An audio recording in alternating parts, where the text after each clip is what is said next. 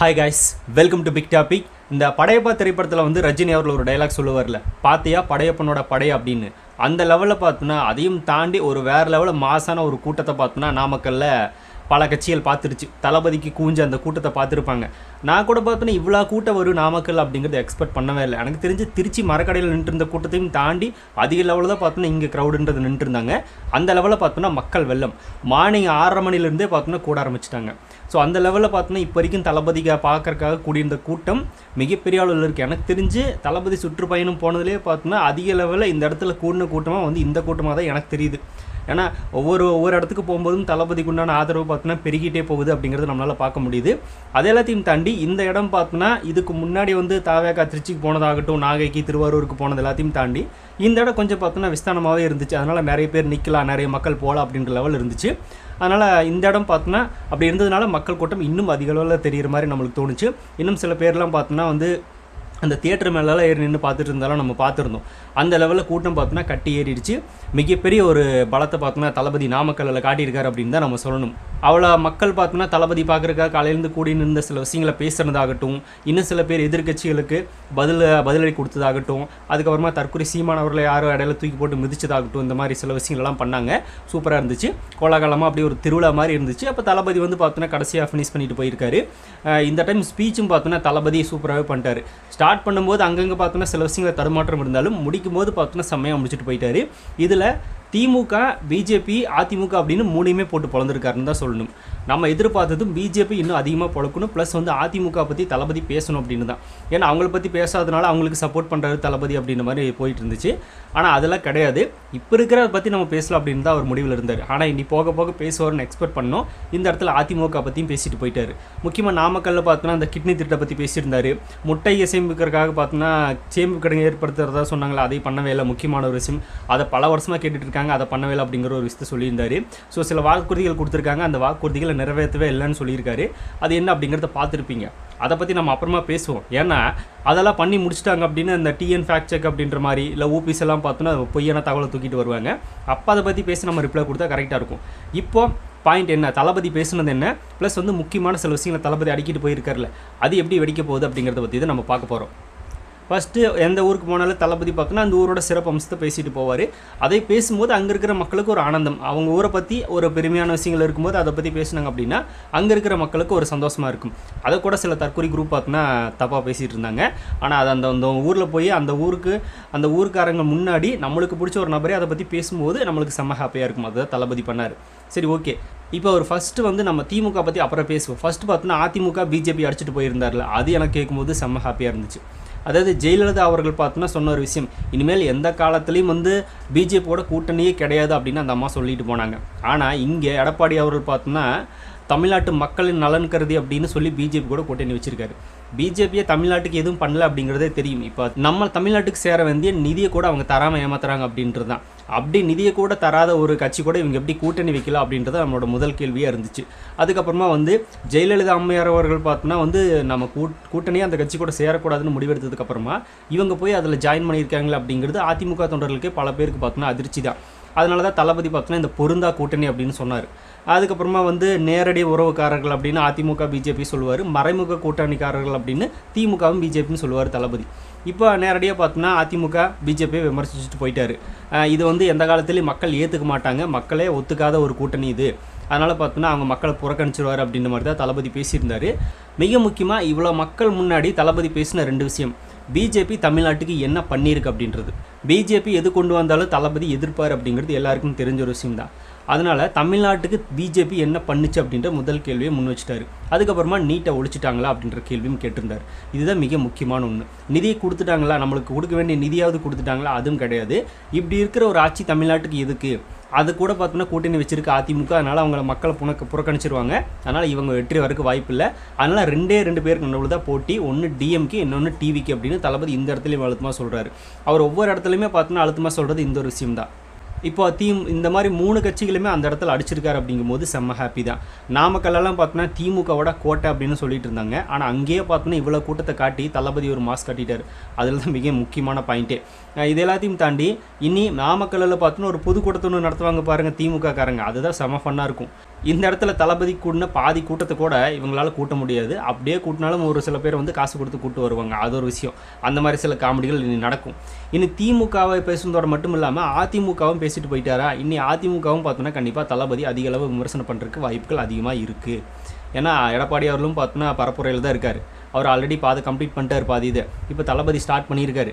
இன்னி BJP plus வந்து அதிமுக அப்படின்னு ரெண்டுமே பார்த்தோன்னா தளபதி மேலே விமர்சனங்கள் வைப்பாங்க. ஆனால் அதுக்கு நம்ம பெரிய அளவில் ரியாக்ட் பண்ண போகிறதே கிடையாது அப்படின்றத உண்மையான ஒரு விஷயம். ஏன்னா அது எதுக்குமே ஆகாது அப்படின்னா தளபதியை விட்டு போயிட்டார். அவங்க எதிர்த்து தளபதியாக கேள்வி கேட்டாலும் அவங்க அந்த இடத்துலேயே தான் இருப்பாங்க. ப்ளஸ் வந்து பெரிய அளவில் வைரல் கூட ஆகாது. இப்போ எக்ஸாம்பிளுக்கு சொல்லணும் அப்படின்னா திமுக நபர்கள் தாவேக பேசும்போது திமுக நபர்கள் வெளியே ஓரளவுக்கு தெரியுறாங்களே, அந்த மாதிரி கூடலாம் இவங்க தெரியறதுக்கு வாய்ப்பு இல்லை. அதனால் தளபதி அதை பற்றி பேசாமல் இருந்தார். பட் இந்த இடத்துல பேசி தான் ஆகணும் அப்படின்றதுக்காக அவர் பேசிட்டார்.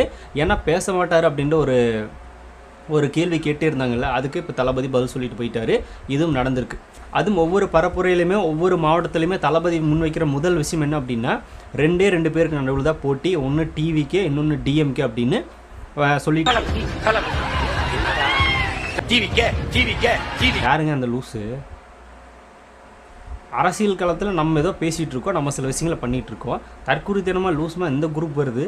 இதை பார்க்கும்போது தான் நம்மளுக்கு பயங்கர சிரிப்பாக இருக்குது. இதில் இன்னொன்று என்ன அப்படின்னா, இந்த குரூப் வேறு ரொம்பவுமே ஆர்வமாக எதிர்பார்த்துட்டு இருந்திருப்பாங்க. இந்த சீமான், இந்த நாம் தமிழர் குரூப்பெல்லாம் சீமான்ற வார்த்தை விஜயில் வரமாட்டேங்குது, வந்துச்சுன்னா நல்லா இருக்குமே. என்னப்பா எப்போ பார்த்தாலும் அதிமுக பிஜேபி கூட பேசிட்டார், நம்ம இதை பற்றி பேசுவார் அப்படின்னு எதிர்பார்த்துட்டு இருந்திருக்காங்க. பேசவே இல்லை கடைசி வரைக்கும். அவர் பேசவும் மாட்டார், அதான் சொல்லிட்டார்ல. அவர் சொல்கிறதே என்னென்னா மறைமுகமாக இவங்க எல்லாருக்கும் தான் ரெண்டு பேருக்கு நடுவில் தான் போட்டி. அது டிவிக்கே டிஎம்கே அப்படின்னு. இடையில இந்த குரூப் வேறு. அடுத்தது பார்த்தோன்னா மலைகளின் மாநாடுன்னு வேறு ஒன்று போட போகிறாங்களாமா. அதுக்கு வந்து மலைகளின் மாநாடுன்னு எல்லாம் பேர் வைக்காதீங்க தயவு செஞ்சு. 30 பேர் வர்றதுக்கெல்லாம் அந்த மாதிரி மாநாடுன்னு பேர் வைக்காதீங்க. சுற்றுப்பயணம் அப்படின்னு சொல்லிட்டு இவ்வளோ பேரை கூட்டிகிட்டு இருக்கிற அவரே பார்த்தோன்னா மாநாடு மாதிரி தான் நடத்துகிறாரு. ஆனால் அதுக்கே பேர் சுற்றுப்பயணம் தான் தளபதி வைக்கிறார். நீங்கள் 30 பேரை கூப்பிட்டு வச்சுட்டு அது மாநாடுன்னு ஏன் சொல்கிறீங்க? சத்தியமாக சொல்ல சிரிப்பு வருது. நீங்கள் கிராம சபை கூட்டம்னு வைங்க, அதுதான் கரெக்டாக இருக்கும். மலைகளின் கிராம சபா கூட்டம் அப்படின்னு வைங்க, அதுதான் நல்லது. ஷோ பார்த்தீங்களா, டாப்பிக்கை மாற்றி விட்டாங்க. இந்த தற்குறி குரூப் உள்ளே வந்தாலே இதுதான். நம்ம வேற எங்கேயோ பேசிகிட்டு இருக்கோம், சடனாக இவங்க வந்துடுவாங்க. சரி, ஓகே, நம்ம மேட்ருக்கு வருவோம். இப்போது தளபதி திமுக, அதிமுக, பிஜேபின்னு 3 பேரை எதிர்த்து பேசியிருக்கிறதுனால இனி அடுத்தடுத்து நடக்கிற சில விஷயங்கள் அப்படிங்கிறது இந்த வாரத்தில் இன்னும் கொஞ்சம் கடுமையாக தான் இருக்கும். தளபதி மேலே விமர்சனங்களும் அதிகமாக வரப்போகுது. இப்போவே பார்த்தோன்னா இந்த நயினார் நாகேந்திரன் அவர்கள், பழனிசாமி அவர்கள்லாம் பார்த்தோன்னா ஏதோ ஒரு கருத்து சொல்ல ஆரம்பிச்சிருப்பாங்க. இனி தான் பார்த்தோன்னா தளபதி வந்து கொஞ்சம் கேர்ஃபுல்லாக இருக்கணும். இது எல்லாத்தையும் தாண்டி இதுக்கு முன்னாடி திமுக பண்ணாத விஷயங்கள் மட்டும் கிடையாது. இந்த இடத்துல ஒரு விஷயத்தை பேசியிருந்தார். ஆண்ட கட்சிகள், ஆளும் கட்சி எதுவுமே பார்த்தோன்னா இங்கே அவங்க கேட்குற விஷயத்தில் பண்ணி கொடுக்கல அப்படின்ற மாதிரி சொல்லியிருந்தார். இனி ஒவ்வொரு மாவட்டத்துக்கு போகும்போதும் அதிமுகவும் இன்னும் பண்ணல, பிஜேபியும் எதுவும் பண்ணல, திமுகவும் எதுவும் பண்ணல அப்படின்ற 3 பேர் மேலேயும் பார்த்தோன்னா ஒரு குற்றச்சாட்டை வச்சு அதுக்காக ஒரு லிஸ்ட்டு தனியாக எடுத்து அதையும் பார்த்தோன்னா பேசினார். அப்படின்னா இன்னும் பார்த்தோன்னா மக்கள் சப்போர்ட் அப்படிங்கிறதுக்கு தளபதிக்கு கிடைக்கும். இடையில பார்த்தோன்னா வந்து எம்ஜிஆர் அவர்களை பற்றி பேசியிருந்தார், விஜயகாந்த் அவர்களை பற்றி பேசியிருந்தார். இது எல்லாமே பார்த்தோன்னா அங்கங்கிருந்து வாக்கு எடுக்கிறதுக்காக தான் அப்படின்னு சொல்லிட்டு இருக்காங்க.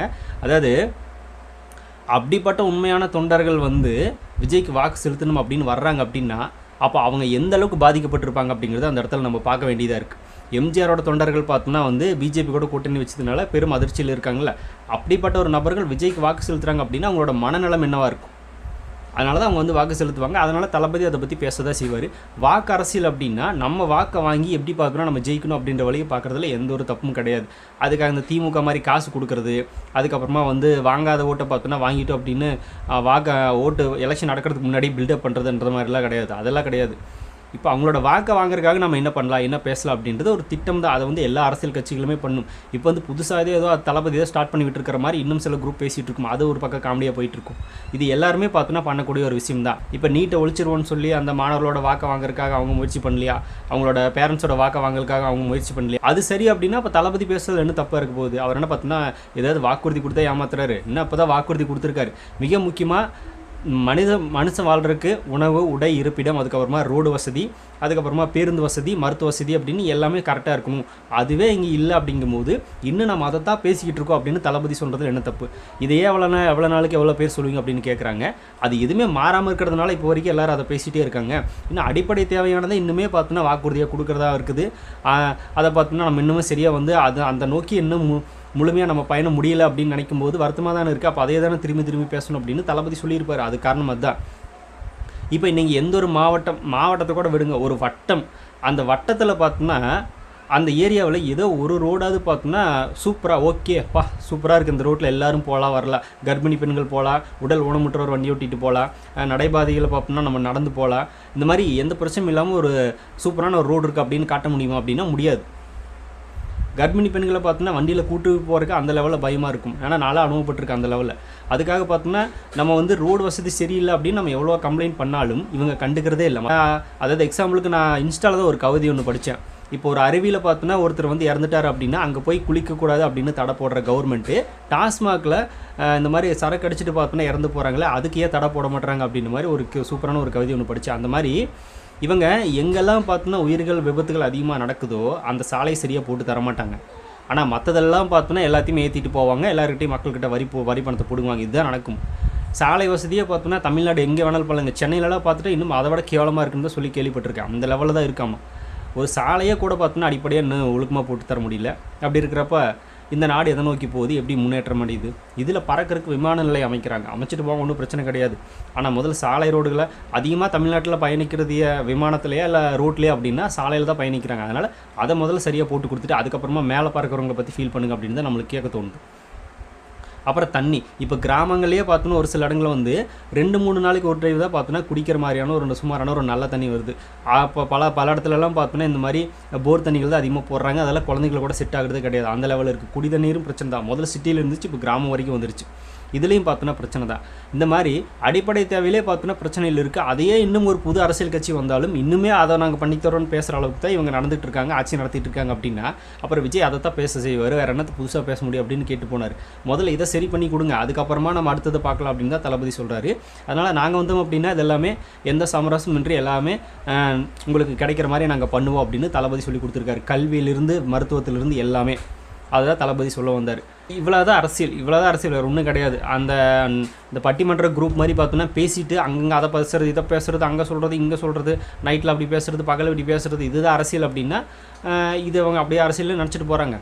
ஆனால் அடிப்படை தேவையான விஷயங்களை பேசி மக்களுக்கு அந்த இடத்துல கிடைக்க வேண்டிய உதவியை நம்ம போய் முடிஞ்சால் செய்கிறதா அரசியல் அப்படின்றதா தளபதியோட பார்வையும் நம்மளோட பார்வையும். அதை தளபதி பண்ணிகிட்டு இருக்காரு. இனி வந்தார் அப்படின்னா தமிழ்நாடு முழுக்க பார்த்தோன்னா அவரால் முடிஞ்ச அளவுக்கு பண்ணுவார் அப்படின்ற நம்பிக்கை இருக்குது. பொறுத்திருந்து பார்ப்போம் என்ன நடக்க போகுது அப்படின்னு. சரி, இப்போது முக்கியமான பாயிண்ட் என்ன அப்படின்னா டிஎம்கே, ஏடிஎம்கே, பிஜேபி 3 கட்சி மடிச்சிருக்காரு. இன்னிலிருந்து பார்த்தோம்னா தளபதிக்கு இன்னும் ப்ரெஷர் அதிகமாக தான் இருக்க போகுது. பொறுத்து பார்ப்போம் என்ன நடக்குது அப்படின்னு. இப்போ கரூர் போயிருக்காரு. நான் பேசுகிற இந்த வீடியோ பேசுகிற டைமில் தளபதி இன்னும் கரூர் ரீச் ஆகலை. ரீச் ஆனார்னா அங்கே என்ன மாதிரியான ஸ்பீச் இருக்க போகுது, செந்தில் பாலாஜியோட கோட்டையில் பார்த்தோன்னா எப்படி வந்து விரல் விட்டு ஆட்ட போகிறாரு அப்படிங்கிறதுக்காக தான் வெயிட்டிங்கே. பார்ப்போம் என்ன நடக்குது அப்படின்னு. ஸோ நீங்கள் என்ன நினைக்கிறீங்க? தளபதி நாமக்கல்ல பேசின ஸ்பீச் ப்ளஸ் வந்து அந்த க்ரௌடு, இந்த க்ரௌடு கண்டிப்பாக பார்த்தோன்னா திருச்சியை நாகை கம்பேர் பண்ணும்போது அதிக லெவலில் தான் இருக்குது அப்படின்னு யாருக்கெல்லாம் தோணுது அப்படிங்கிறது கமெண்ட்டில் ஷேர் பண்ணுங்கள். அப்படியே பிக் டாபிக் சேனல் யாராவது சப்ஸ்கிரைப் பண்ண மறக்காமல் சப்ஸ்கிரைப் பண்ணிக்கோங்க. நிறைய big topics, political news, trending news, cinema bits இப்படி நிறைய நம்ம சேனலில் திறந்து வரப்போகுது.